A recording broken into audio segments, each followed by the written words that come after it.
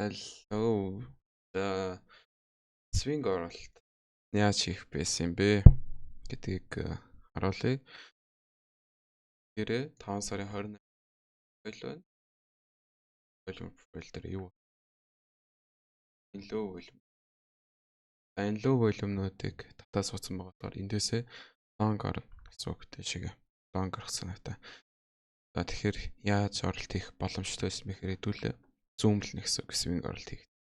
Яаж зүүмлэх вэ гэхээр number bar руугаар number bar-тай яг 5 сарын 29-ний өглөөний 7:30 минутанд юм бэхээр stack team болоос aggressive seller маш хүчтэйгээр орж ирсэн боловч аншиг доош нь түлхэж чадаагүй. За энэ stack team balance маань ерөөсөө доош нь ханшиг маш хүчтэй түлхэж өгдөг. Тэгэхдээ яг одоогоор харагдж байгаа ерөөсөө хөдөлгөөгүй absorption болсон байна. За тийм болохоор яг энэ дээрээ absorption болсон мэдээд дараагийн candle гарч ирлээ.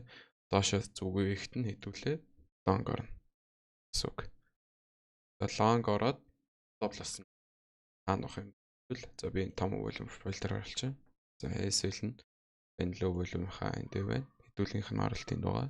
За TP-ийн хаан тавих гэх юм бол энэ 5 сарын 25-ны Покро. За тэгэхээр энэ маань нэг ярцах 16 10.5 араараа арилжаа. За 760 pp битээ.